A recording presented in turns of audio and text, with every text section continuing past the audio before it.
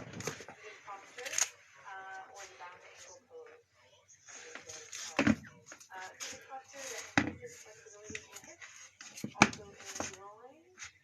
And then we're also going to take it down onto our back and skip the Baddha-Konasana, which is a reclined version, which is super yummy. So let's get started.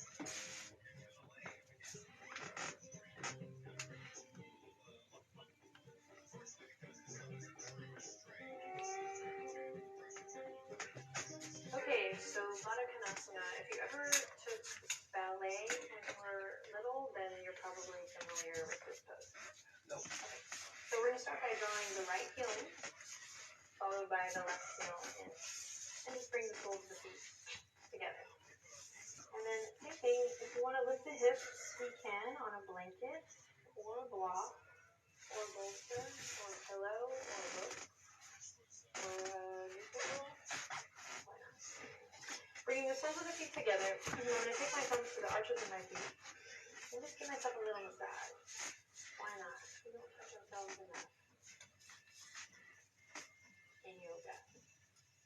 Okay, so just giving myself a little bit of stimulation from the feet, the arches of the feet, opening my feet, maybe like a book here. Coming into the breath, of course. And then I'm going to take my fingertips behind me and just lift my tail or lift my sit bones and bring my pelvis as close to my heels as I can. And then just making sure that I feel comfortable here. If you feel any pain whatsoever, then maybe inching your toes forward. And we'll get closer to the heels on another day. So just checking in with that. Softening the groin here. I'm going to interlace my fingertips, bring them around my toesies. And then same thing as we do in Sukhasana, just coming into the pose by rounding chin to chest, breathing into the back, feeling the skin of the back stretch. Elbows go out left to right here. And then from here, from my foundation, that which is touching the earth or the floor, I'll grow tall. Coming into this bound angle pose, or the butterfly posture. Okay, but rather than thinking about pressing the knees down, think about drawing the tops of the thighs out and down. So external rotation, tops of the thighs, instead of pressing the knees down. So there's this sweet waterfall from the quads melting down, down, down. So opening up your little lamb chops here. Okay, if I want a deeper stretch in the groin, so as I can take my middle finger, index finger, and thumb, and I can interlace them around my big toe. Okay, then I'll bring my elbows left to right and find that nice long line from the crown of the head to the tip of the tailbone. I may even want to draw my navel in towards my spine. Tops of the thighs actively going down, opening my feet up like a book here. I'll take a nice sweet inhale in, and then bend the elbows left to right, coming forward.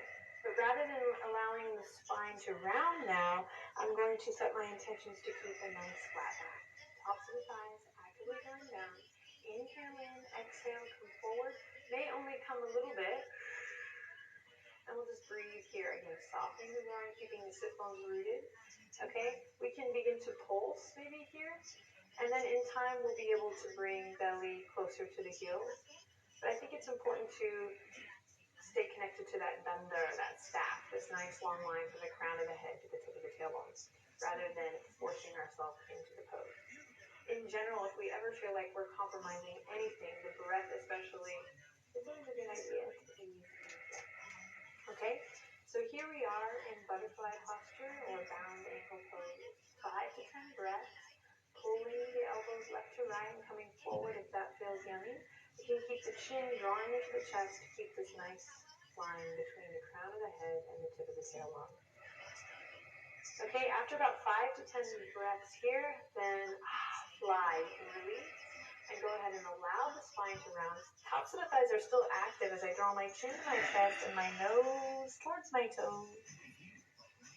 Breathing. Drawing the navel in. And then when I feel satisfied here, I'll come back to that flat back position, extending through the crown of the head, drawing the shoulders away from the ears, and then tops of the thighs draw out and down as they come back up. Here. Okay, I want to do the same pose 6 months from now and see if my hips have opened up anymore. I'm going to be practicing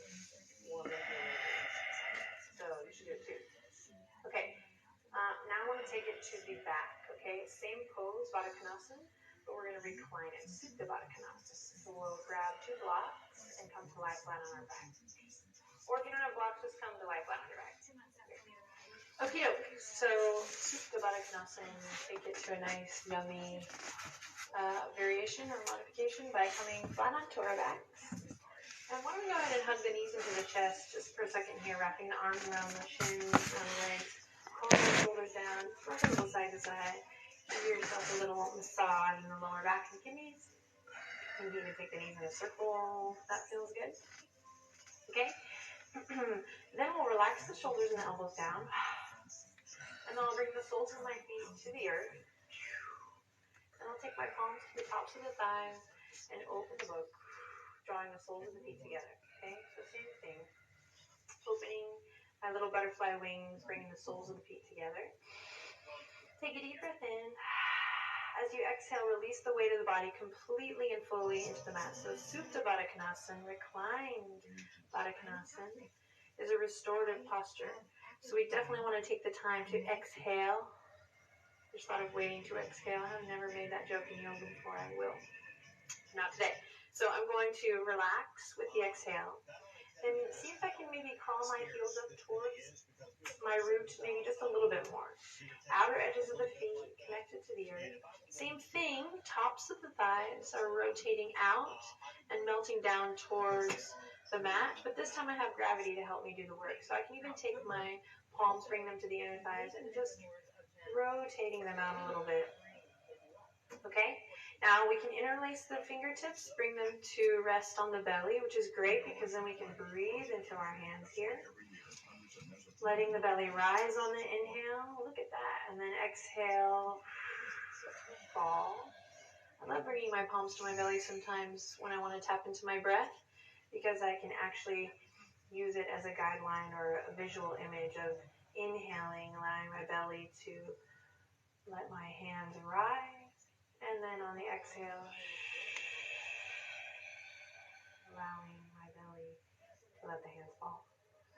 Okay, a couple other yummy variations here. I can interlace the fingertips, bring them behind the head, extending the thumbs here to massage the neck. I like to call this Barton Springs posture here. Letting the arms and the legs mirror each other and really getting a nice little sweet back bend here. So there's space between my lower back and the mat.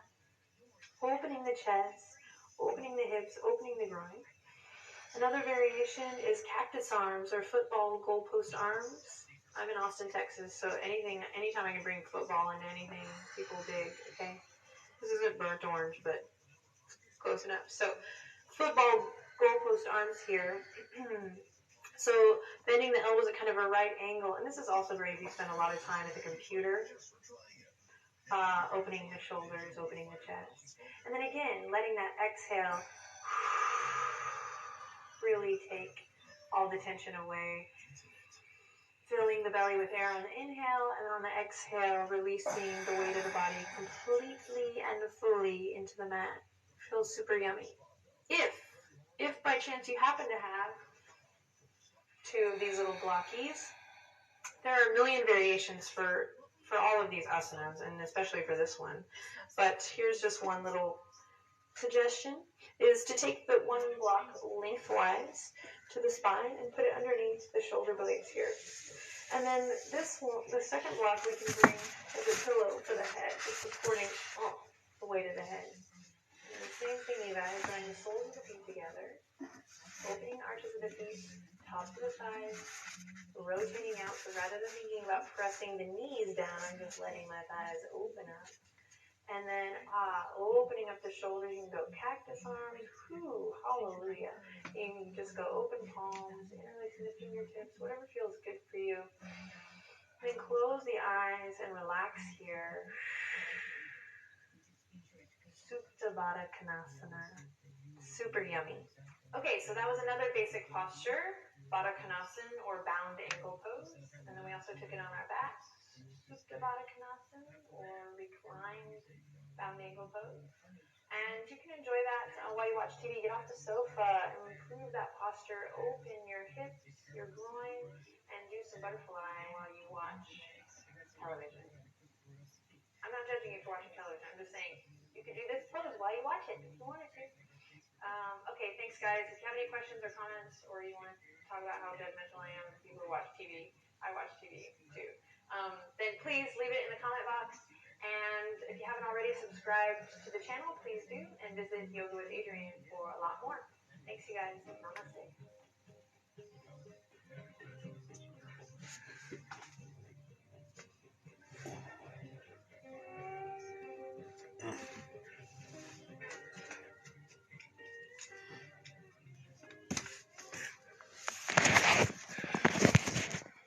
My boyfriend, then we broke up.